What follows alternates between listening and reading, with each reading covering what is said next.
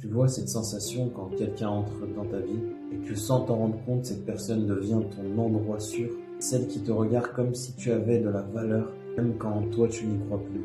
Maintenant, imagine que cette personne disparaisse du jour au lendemain, sans dire au revoir. Cet élève a perdu sa mère très jeune, et quand tu grandis sans repère, tu t'accroches. La première personne qui te fait sentir protégé. Cette prof, elle lui apprenait pas seulement des leçons, elle lui apprenait qu'elle méritait d'exister. Elle devenait son modèle, son refuge, son espoir. Puis un jour, elle part. Pas lentement, pas doucement, elle disparaît. Elle choisit l'amour.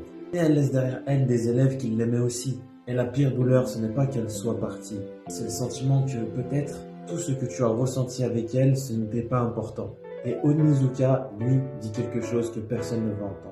Les adultes peuvent aussi être perdus. Les gens qu'on admire peuvent faire des erreurs, mais ça n'efface pas ce qu'ils ont fait pour nous.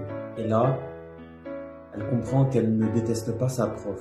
Elle déteste sa douleur d'avoir aimé quelqu'un qui est parti. Puis la sirène retentit, l'école va être détruite. Elle court, pas pour être héroïque, elle court parce qu'elle refuse que ses souvenirs disparaissent. Et Onizuka comprend quelque chose.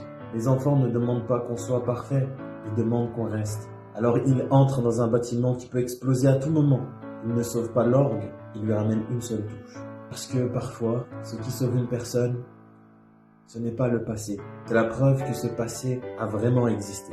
On a tous ce qu'on appelle biais de nostalgie.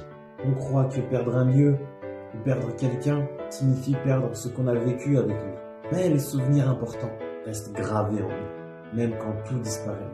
Dis-moi, quel souvenir tu refuserais de laisser partir?